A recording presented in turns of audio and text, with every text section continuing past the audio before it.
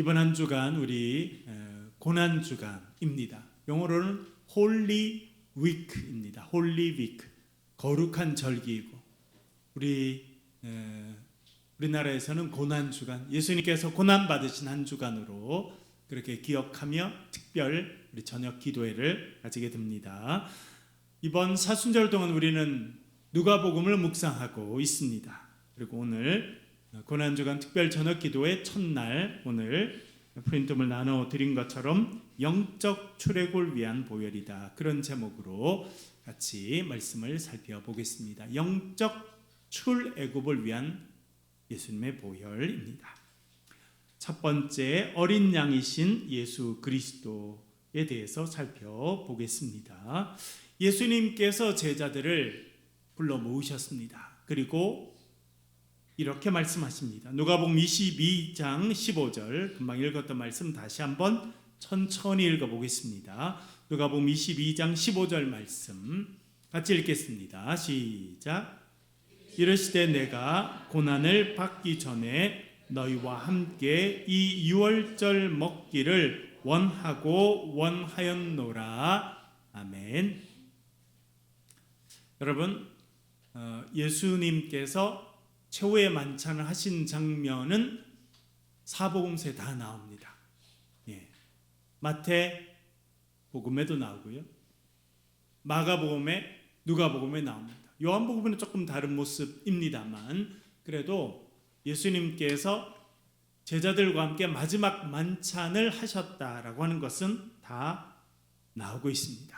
그런데 누가복음에만 나오는 표현이 있습니다. 그것이 15절에 나오고 있습니다. 오늘 금방 읽은 15절의 말씀은 딴 복음서에는 안 나옵니다. 마태복음에도 안 나오고 마가복음에 안 나오고 요한복음에도 안 나옵니다. 어디만 나오냐면 누가복음에만 나옵니다. 그것은 특별히 누가복음을 적은 누가가 우리들에게 알려주고 싶은 이야기가 있었다는 것입니다. 그 이야기가 15절이지요. 이르시되 내가 고난을 받기 전에 너희와 함께 이 유월절 먹기를 원하고 원하였노라. 첫 번째, 원하고 원하였노라라고 하는 그런 표현이 나옵니다. 원하고 원하였다. 제가 헬라어를 써놨는데요, 에피투미아라고 하는 단어는 원함, 명사입니다. 명사. 원함, 소망, 갈망, 그런 뜻이고요.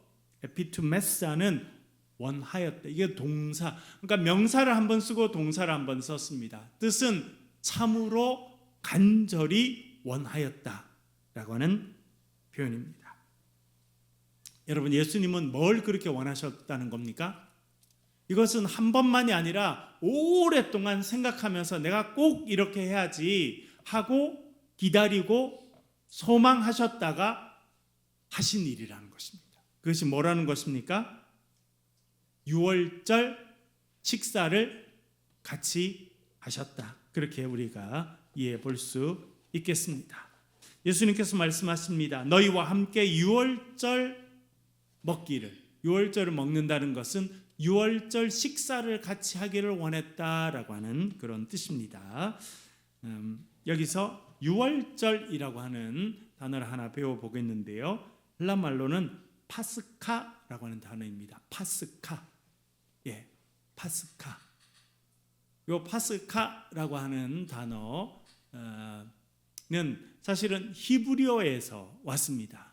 히브리어의 말을 그대로 이렇게 음력이라고 하는데 소리 나는 대로 이렇게 적은 것을 음력이라 그렇게 이야기하는데, 이 유월절이라는 단어는 헬라어로 되어 있습니다만 사실은 히브리어에서 오게 됐습니다. 그래서 제가 써두었습니다.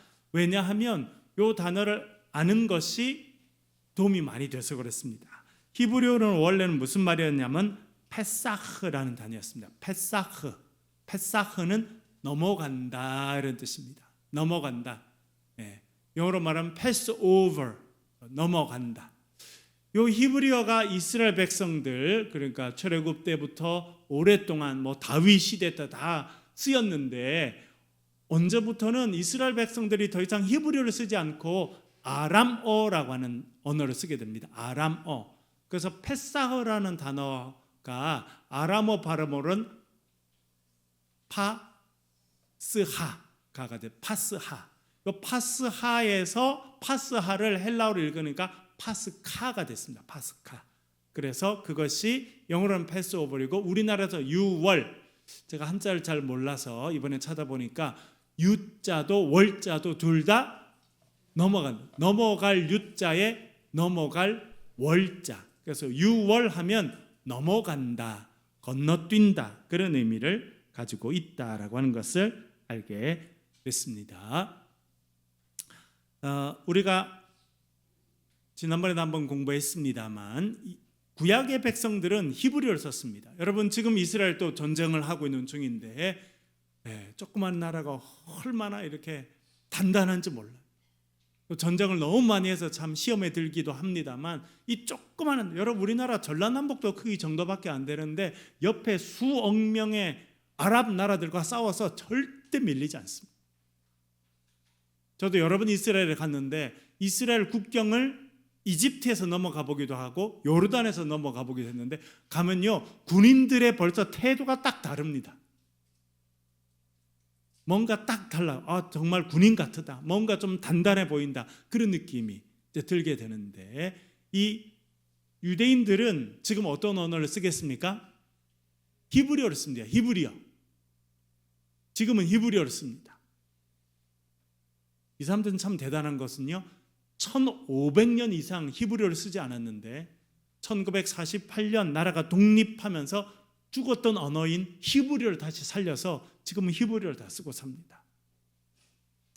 그런데 이 히브리어가 언제부터 쓰이지 않게 됐느냐 하면 여러분 남유다가 멸망하죠. 언제 멸망합니까? 주전 586년 722년 북이스라엘이 멸망하고 남유다는 주전 586년에 멸망해서 어디로 끌려갑니까? 바벨론이라는 나라로 끌려갑니다. 바벨론은 아카디어라는 언어를 사용했는데 아카디어만 사용한 게 아니라 아람어를 사용했습니다. 왜냐하면 그 지역의 사람들이 아람어라고 하는 언어를 많이 쓰고 있어서 그렇습니다.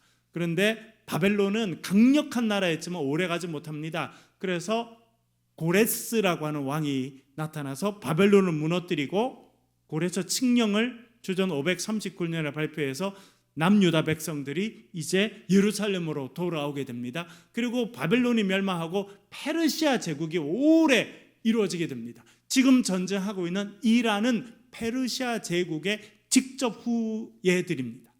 그래서 이란은 아랍 사람들이라 부르지 않습니다. 스스로를 페르시안 사람들이라고 부르고 우리가 지금 말하는 사우디아라비아 여러 나라들은 다 자기들을 아랍 사람들이라 하지만 이란 사람들은 자기들 아랍 사람들을 부르지 않고 아랍 사람이라고 또 하지도 않습니다. 왜? 자신들은 페르시아 제국의 후예들이다. 여러분 미국이 지금 전쟁했습니다만 금방 끝날 것 같다고 했지만 끝나지 않습니다. 엄청난 자부심을 갖고 있고 엄청난 역사를 갖고 있는 사람들이 이란 사람들이고 이 사람들의 선조가 그 페르시아 제국입니다. 그런데요 여러분 이 페르시아 제국이 어떤 언어를 썼냐면 아람어를 쓰게 됩니다. 그래서 바벨론으로 끌려갔던 이스라엘 백성들도 가서 보니까 정부의 사람들은 아카디아를 쓰는데 보통 사람들은 장사를 하거나 콩나물을 사거나 김밥을 사거나 그렇게 오이를 하나 사러 가도 다 아람어를 쓰는 거예요. 그래서 히브리어를 쓰던 이스라엘 백성들이 바벨론에 끌려가서 살면서는 아람어를 배우게 되고 그래서 바벨론에서 태어난 아이들은 어릴 때부터 아람어를 배우게 됩니다. 그래서 스룹바벨과 함께 1차 귀환이 있게 되고 또 에스라와 함께 2차 또 느헤미야와 함께 3차 귀환을 했던 사람들은 보면 그 사람들은 거의 다 아람어를 쓰는 사람이 됩니다. 여러분 우리가 배웠죠? 이스라엘 남유다 백성들 가운데 남아있던 사람들은 누구고 끌려간 사람은 누구입니까? 누가 끌려갔습니까? 공부를 많이 하고 또 엘리트들이 끌려갔습니까? 안 그러면 별로 배우지 못한 사람들이 끌려갔습니까? 엘리트들이 다 끌려가서 왕족들, 귀족들, 제사장들, 그 당시 엘리트들, 지식 계층들을 싹 잡아간 거예요. 남아있던 사람들은 많이 배우지 못하고 큰 영향력이 없던 사람들이 남아있었습니다. 그런데 엘리트들이 다 포로로 끌려가서 있으면서 거기서 아람어라고 하는 언어를 배우게 되고 그 언어로 살게 되고 거기서 태어난 자녀들은요 아람어로 교육을 받게 됩니다. 그 사람들이 다시 돌아오게 돼요. 그래서 한동안 이스라엘은 남아있던 사람들은 히브리어를 쓰게 되고 바벨론에 끌려갔거나 바벨론에서 성장해서 돌아온 엘리트 계층은 아람어를 쓰는 시대가 한참 지나게 됩니다. 그런데 결국은 엘리트들이 다 아람어를 사용하기 때문에 결국 그 교육 자체가 아람어를 쓰는 시대로 바뀌어가게 됩니다. 그래서 예수님은 어떤 언어를 쓰셨다는 겁니까? 아람어를 썼습니다. 제자들은 어떤 언어를 썼습니까? 아람어를 썼습니다. 그래서 예수님 시대에 아람어가 성경에 많이 남아 있습니다. 달리타쿰 이런 거 다 아람어입니다. 고르반 아람어입니다. 엘리 엘리 라마 사박다니 다 아람어입니다. 그런 흔적들이 신약 성경에 다 남아 있게 됩니다. 그래서 히브리어가 아람어로 거치게 되고 또 아람어를 쓰던 사람들이 이제 예수님 시대 또 사도 바울 시대에 오게 되면 페르시아 제국이 멸망하고 헬라 제국이 다 여러분 이번에 그리스 가보셨죠? 그리스 북쪽에 있었던 마케도니아에서 시작한 이 알렉산더 대왕에 의해서 지역 그 지중해 연안 전체 그리고 지금 이스라엘 사람들이 살고 있는 예루살렘과 그 지역 전체가 다 헬라어를 쓰는 그런 사회가 됩니다. 그래서 언어가 계속 바뀌어가게 됩니다. 그래서 파사흐라는 단어가 아람어로 잠깐 바뀌었다가 아람어 발음에서 파스카라고 하는 단어가 나와서 그래서 유월절은 파스카라고 하는 단어가 되게 되었습니다. 6월 넘어간다는 것입니다. 왜 제가 이 단어를 계속 설명했느냐 하면 그 다음에 예수님께서 쓰신 표현이 이것과 연결되기 때문에 그렇습니다. 우리나라 말로 번역해서는요 전혀 느낌이 안 오는데 원어는요 똑같이 연결되어 있습니다. 예수님께서 내가 유월절 먹기를 원하고 원한다, 참으로 간절히 원한다 그랬는데 언제 먹기를 원하신다고 이야기합니까? 내가 고난을 받기 전에 라고 되어 있는데 고난을 받는다라고 하는 것이 우리나라 말로는 고난을 받는다 이렇게 되어 있는데 헬라어 원문은 파스코입니다. 파스코. 아까 유월절이 뭐라 그랬어요? 파스카라 그랬죠? 고난 받는다는 건요 파스코. 발음이 거의 비슷하죠? 예. 물론 똑같은 단어에서 나온 건 아닙니다만 발음이 비슷한 단어를 붙여놔서 이 예수님의 받으실 고난이 유월절과 연결되어 있는 고난이라고 하는 것을 누가는 보여주고 싶었어요.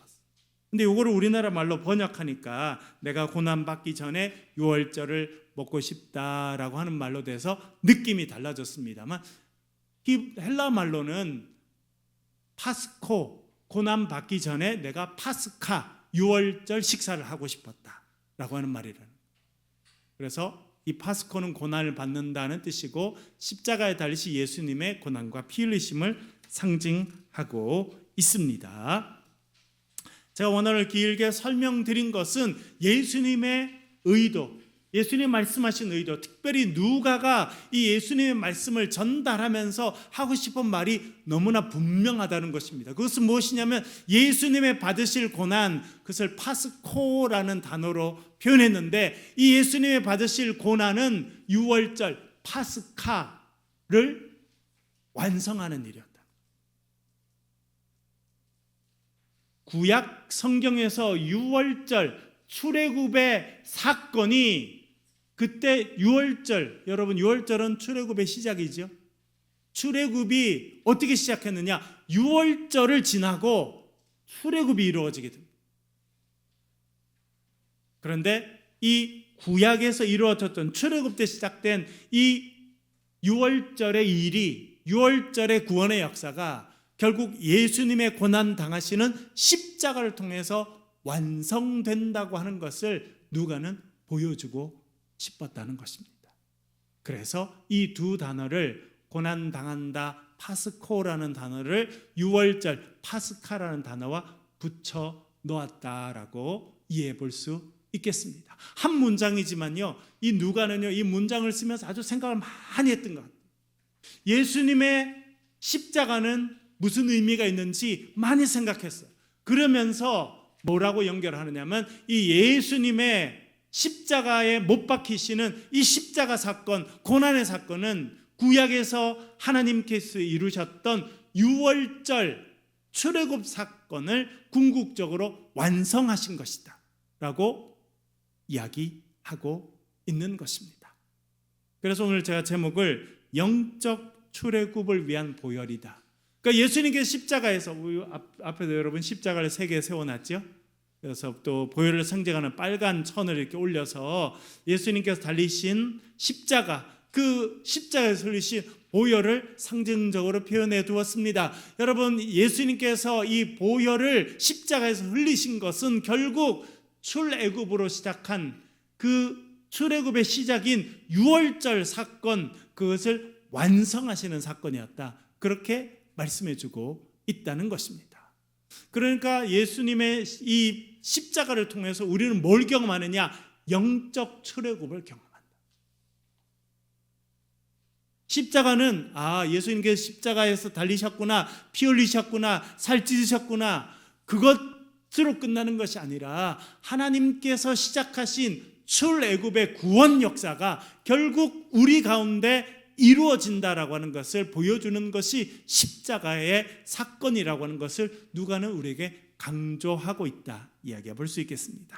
그래서 출애굽기 12장, 우리 유월절 사건을 다시 한번 살펴보도록 하겠습니다. 출애굽기 12장 21절부터 23절까지의 말씀을 천천히 한 목소리로 같이 읽어보겠습니다. 같이 읽겠습니다. 시작.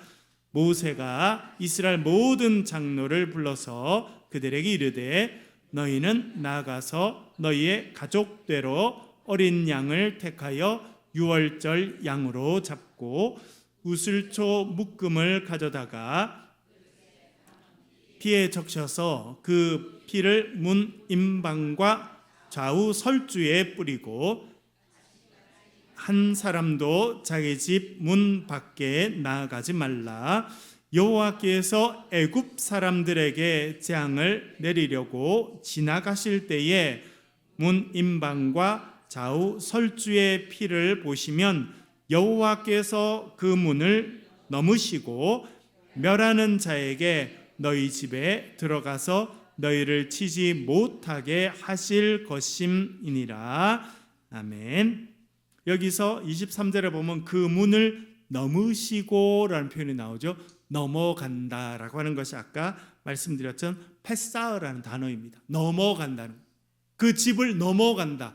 그래서 영어로 말하면 pass over, 우리나라 말로는 유월, 지나간다. 그래서 유월절이 나왔습니다. 유월절은 무슨 절기입니까? 넘어가는 절기. 누가 넘어갑니까? 성경에는 여호와께서 넘어간다 나옵니다. 실제로는 이제 누가 와서 넘어갑니까? 죽음의 사자가 넘어가는, 열 재앙이 내리게 됩니다. 열 재앙 중에 마지막 재앙, 무슨 재앙입니까? 애굽에 10가지 재앙이 내리게 되지 않습니까? 강물이 피가 되기도 하고, 파리가 이렇게 날기도 하고, 메뚜기가 오기도 하고, 그러는데 제일 마지막 재앙이 가장 끔찍한 재앙입니다. 무슨 재앙입니까?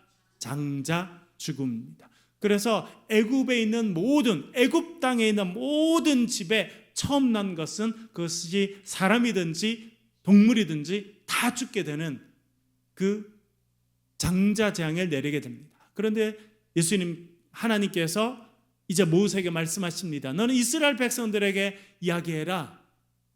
가족들이 모여서 뭘 잡으라고요? 어린 양을 잡.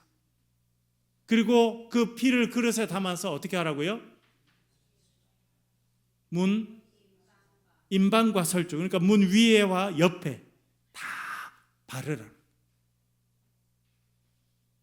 그렇게 피를 바르면 죽음의 사자가 그 집에는 들어가지 않고 어떻게 한다고요? 넘어간다. pass over, 위로 이렇게 넘어간다. 그렇게 말씀해 주고 있습니다. 넘어간다. 간과한다. 지금 우리가 지금 생각하면 그게 넘어가는 게 뭡니까? 간과한다. 간과. 여러분, 하나님께서 우리의 죄를 어떻게 하십니까? 간과하신다. 간과한다는 것은 뭡니까? 네, 애들이 엄마한테 혼난 짓을 했어요. 예를 들어 엄마가 아끼는 그릇이 있는데 얘가 이렇게 장난치다가 그릇을 깨뜨렸어. 그런데 엄마 몰래 이렇게 붙여놓는 척, 그렇죠? 여러분 그렇게 해본 적 있어요, 없어요? 네, 저는 해본 적이 있는데 엄마한테 혼날까 싶어서 안 한 것 같지 이렇게. 엄마가 보면 알아요, 몰라요? 알죠. 그러면 아닌 척해. 근데 엄마는 다 알아요. 근데 엄마가 그거 가지고 혼냅니까? 혼 안 냅니까? 혼 안 내고 모른 척 지나가죠. 그게 뭡니까? 간과. 하나님이 우리에게 주신 은혜는요, 간과하시는 거예요. 못 본 척 하시는 거예요. 넘어가 주시는 거예요. 그것이 유월절에 있었던 일이라는 것입니다. 그런데 아무것도 없이 넘어가는 것이 아니라 반드시 조건이 있었습니다. 무슨 조건입니까? 어린 양의 피를 문에 발라야 된다.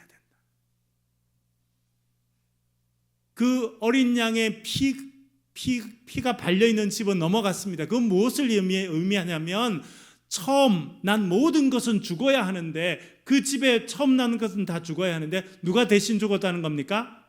어린 양이 대신 죽어서 그 피값으로 그 집에 있는 첫 번째 난 것들이 살게 됐다는 것을 의미해 주고 있습니다. 그러니까 여러분, 하나님께서 은혜를 베풀어 주시고 구원을 베풀어 주시고 간과하시고 넘어가시는 것은 그냥 그런 게 아니라 조건이 있어야 돼요. 누군가 대신 생명값을 치루어야 돼요. 누가 대신 그 일을 감당해야 된다. 그것이 유월절에는 어린 양이었습니다. 제가 오늘 그 주석을 이렇게 찾아보니까 이스라엘 백성들이 지금도 제일 크게 지키는 명절이 유월절입니다. 유월절. 저는 실제로 이제 유대인 가정에서 이렇게 가서 참여하지 못했는데 오늘 쭉 보니까 유월절 식사를 하는 방법이 정해져 있더라고요. 네. 가족들이 다 모여요. 다 모이고 이제 무교병이라고 해서 이스트가 안 들어간, 누룩이 안 들어간 빵을 준비하고 그리고 좋은 포도주를 준비해요. 그리고 여러 음식을 이렇게 준비합니다. 그러면 가장이 컵을 들고 포도주를 따르고 감사의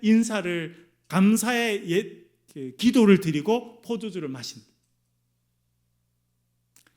두 번째는 다시 포도주를 따른답니다. 두 번째 포도주를 따르면 누가 질문을 해야 돼. 그 집의 제일 막내가 질문을 해야 된다. 무슨 질문을 해야 되냐면 우리는 오늘 왜 모였습니까? 왜 누룩이 들어가지 않은 빵을 마십니까? 왜 좋은 포도주를 준비했습니까? 이렇게 질문을 해야 돼요. 그러면 질문을 하게 되면 그 집안의 가장이 유월절에 대해서 설명을 해줘요.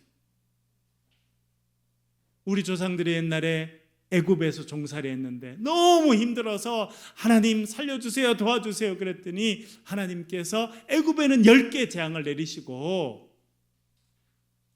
어린 양의 피를 문에 바르게 하시고 그래서 우리가 살아남게 됐고 급하게 식사를 한 다음에 애굽을 떠나게 됐다. 이런 거를 설명해 줘요. 그렇게 설명한 다음에 두 번째 포도주를 마시고는 모든 사람들이 같이 다 식사를 한다. 그 다음에 끝날 때는 다시 포도주를 들고 마지막 감사의 인사를 하고 축복의 말을 하고 정리를 한다는 거예요. 오늘 누가복음에 보면 딱 그렇게 돼 있어요. 예수님께서 먼저 포도주를 주시고 제자들이 같이 식사를 하고 또 포도주를 주시고 요 누가복음에 나오는, 여러분 마태복음과 마가복음에 보면 그냥 먼저 빵을 나눠 주시고 그 다음에 이렇게 잔을 주시는데, 누가복음은요 먼저 잔을 먼저 나누시고 또 떡을 나눠 주시고 다시 잔을 나누시는 장면으로 되어 있거든요. 그래서 학자들이 누가복음에서 이렇게 말하는 것이 전통적으로 유대인들이 지켜왔던 유월절 관습과 제일 비슷하다, 그렇게 표현해 두었더라고요. 그러면서 읽어야 되는 말씀 중에 하나가 이 출애굽기에 나오는 말씀입니다. 출애굽기 12장 26절 27절 읽어볼게요. 자, 아까 설명드렸죠. 제일 막내가 질문을 하면 대답을 하게 되는데 왜 그렇게 하냐? 출애굽기에 그렇게 이미 다 써 있습니다. 그래서 그걸 따라하는 거예요. 읽어볼게요. 12장 26절 27절 같이 읽어보겠습니다. 시작. 이후에 너희의 자녀가 묻기를 이 예식이 무슨 뜻이냐 하거든 너희는 이르기를 이는 여호와의 유월절 제사라. 여호와께서 애굽 사람에게 재앙을 내리실 때에 애굽에 있는 이스라엘 자손의 집을 넘으사 우리의 집을 구원하셨느니라 하라 하매 백성이 머리 숙여 경배하니라. 아멘. 여러분, 이스라엘 백성들은 먹는 게 참 중요합니다. 여러분, 우리나라 사람들도 먹는 게 중요합니까? 중요하지 않습니까? 먹는 게 중요하죠. 그래서 우리는 어디 장치한다 그러면 상다리가 부르짖도록 이렇게 막 음식을 차려서 이렇게 해요. 제가 그렇게 있다가 미국에 한번 갔거든요. 제가 신학대학원 다니면서 있다가 교환학생으로 선발이 돼가지고 미국의 남부에 있는 유니온 신학교로 200년 된 장로교 신학교에 갔어요. 그러니까 뭐 미국에 처음 가니까 너무 좋고 기숙사도 공짜로 살게 해주고 학비도 다 내주고 뭐 너무너무 좋았어요.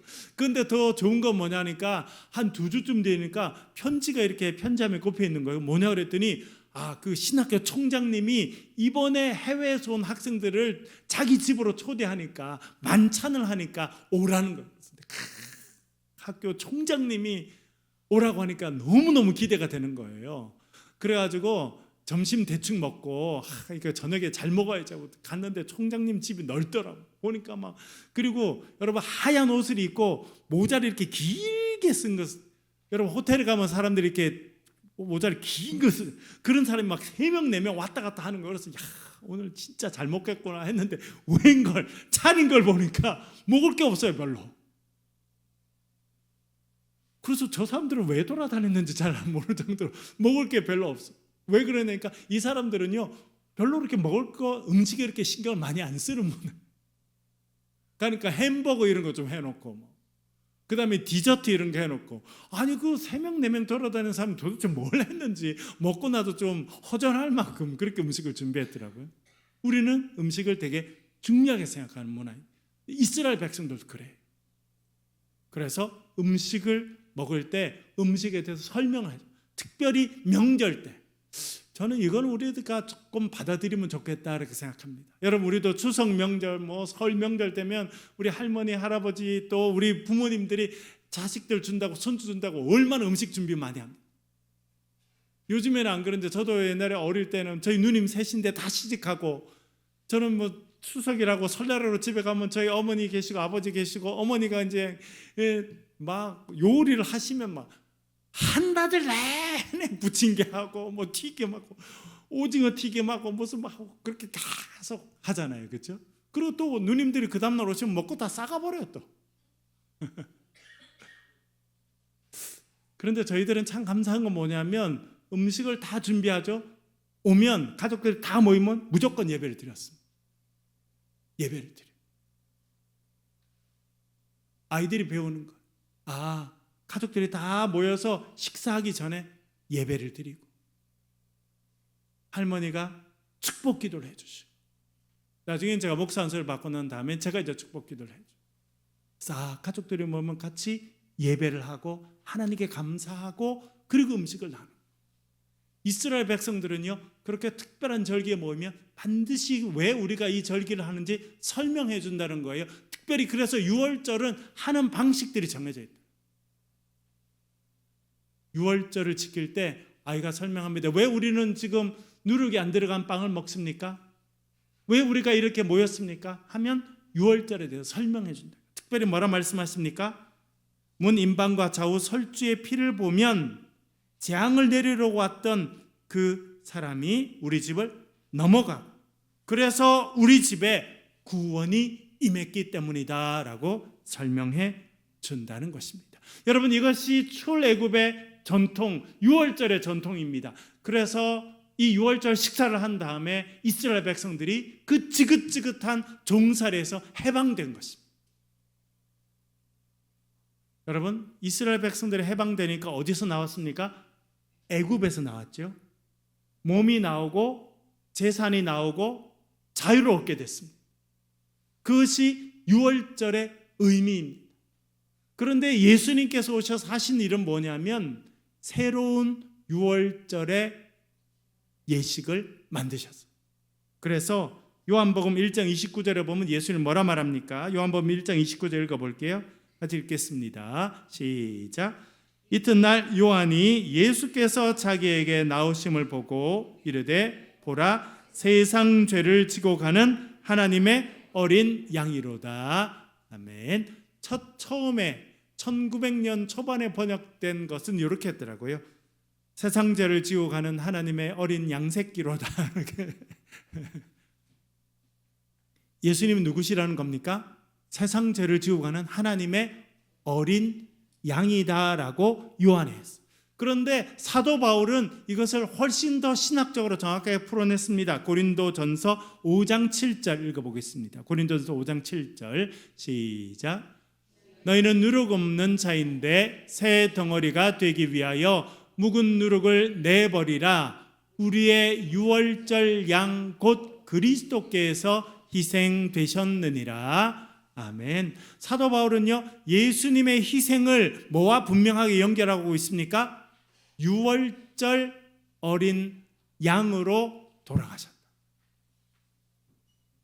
아마 사도 바울이 이런 생각을 늘 하고 있었던 것 같아요. 예수님의 돌아가심은 유월절의 어린 양이 희생돼서 그 피로 이스라엘 백성들, 하나님의 백성들을 살려주신 것이다. 그렇게 해석했습니다. 이 사도 바울을 따라다니던 의사가 있었습니다. 그 사람이 누구입니까? 그 사람이 누가입니다. 그래서 누가는 자신의 복음서를 쓰면서 우리가 금방 읽은 이 말씀 22장 15절 16절 말씀, 마태는 없고 마가도 없고 요한복음에도 없는 이 말씀을 써놓은 것입니다. 그래서 예수님이 유월절 어린 양으로 이 땅에 오셨고 예수님의 돌아가심은 유월절 어린 양으로 돌아가신 것이다 라고 해석해주고 있는 것입니다. 그래서 뭘 이야기하느냐? 하나님께서 구약의 이스라엘 백성들이 애굽에서 종살이할 때 종살이에서 해방되게 하신 사건이 유월절 사건입니다. 그런데 이제 예수님께서 새 시대의 어린 양으로 오셔서 십자가에 달리셔서 보혈을 흘리십니다. 그래서 그 보혈을 통해서 우리를 새로운 출애굽을 하게 하신다는 거예요. 영적인 출애굽. 뭐로부터의 출애굽입니까? 죄와 사망으로부터의 해방을 허락해 주신다. 그래서 예수님은 유월절 어린 양이시다 말씀하고 있는 것입니다. 그래서 우리가 십자가에 달리신 예수 그리스도를 우리의 삶의 주인으로 모시게 되면 우리는 자유를 얻게 됩니다. 뭐로부터 자유를 얻습니까? 죄로부터, 사망으로부터, 정죄로부터 해방을 얻는 영적인 출애굽을 경험하게 된다. 우리에게 말씀해 주고 있는 것입니다. 여러분, 우리가 십자가에 달리신 예수 그리스도를 온전히 믿게 됨을 통해서 여러분을 붙잡고 있는 모든 부정적인 죄의 권세로부터 자유케 되는 역사가 있기를 주의 이름으로 간절히 축원합니다. 그것이 이번 한 주간 우리가 십자가를 바라보면서 생각해야 될 부분이라는 것입니다. 그리고 예수님께서 포도주를 따라서 주시면서 중요한 말씀을 하십니다. 새 언약이라는 말씀을 하십니다. 근데 여러분 참 재밌는 것은요, 이 새 언약이라는 표현도요 마태에 안 나옵니다. 마가에도 안 나옵니다.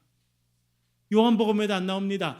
누가만 예수님께서 피를 상징하는 잔을 딱 들고 이 잔은 내 피로 세운 새 언약이다 이렇게 말씀하고 있습니다. 이것은 누가만 그렇게 또 강조하고 있습니다. 제가 복음 노트를 통해서 여러 번 말씀을 드렸습니다만 이것은 대단히 중요합니다. 왜냐하면 이것은 하나님께서 아브라함과 맺으셨던 그 언약까지 기원이 올라가기 때문에 그렇습니다. 창세기 17장 7절 하나님께서 아브라함과 맺으셨던 언약의 내용들 다시 한번 살펴보겠습니다. 창세기 17장 7절 읽어볼게요. 시작. 내가 내 언약을 나와 너 및 내 대대 후손 사이에 세워서 영원한 언약을 삼고 너와 내 후손의 하나님이 되리라. 할렐루야. 하나님께서 아브라함에 뭐라 말씀하셨습니까? 내가 너와 너의 대대 후손 가운데 뭐가 되어줄 것이다? 하나님이 되어줄 것이다. 그 하나님께서 오늘도 저와 여러분의 하나님이 되시는 줄로 믿습니다.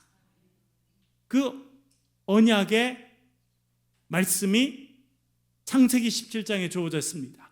그런데 이스라엘 백성들이 언약의 백성으로 살다가 나중에 애굽으로 가게 되죠. 그래서 언약의 백성으로서의 정체성을 잃어버리고 애굽에서 종으로 살았습니다. 그 종되었던 백성들이 다시 하나님의 언약의 백성으로 회복되는 역사가 출애굽의 역사예요.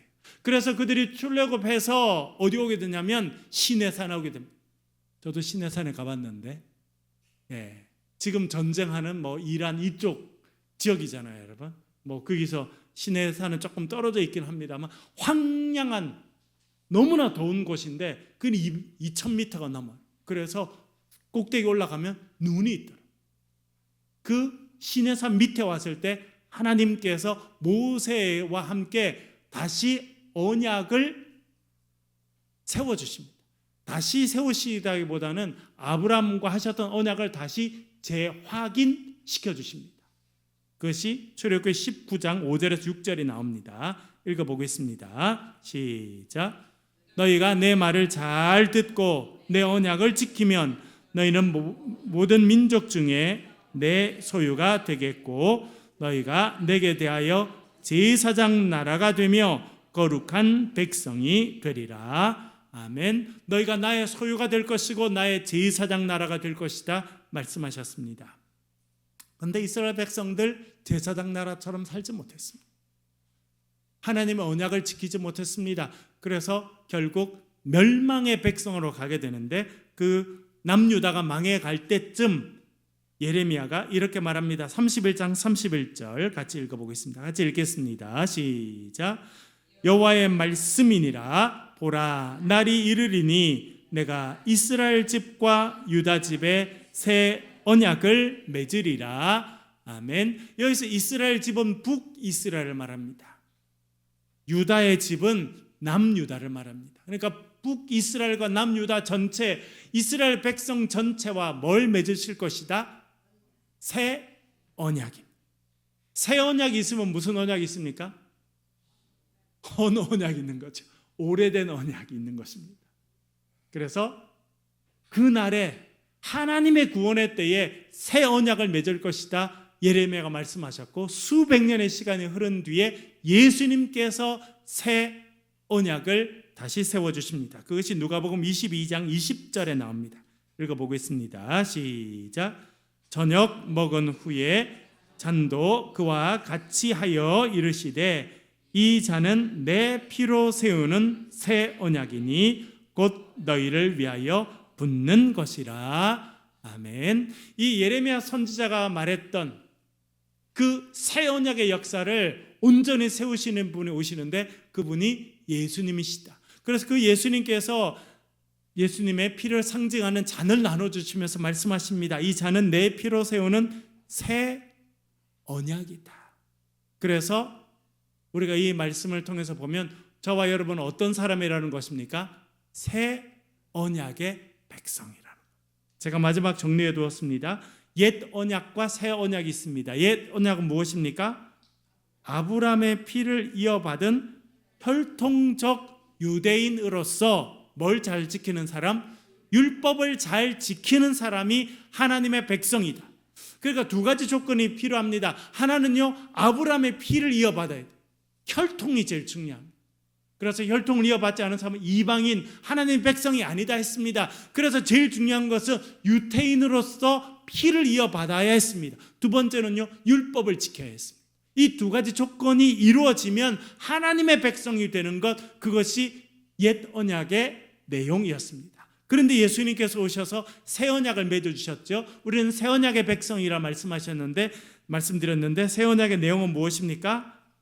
우리의 죄를 대신 지시고 십자가에서 보혈을 흘리신 예수님을 우리의 구세주로 구원주로 믿고 고백하는 자가 되면 하나님의 백성이 됩니다. 이제 더 이상 혈통이 중요하지 않습니다.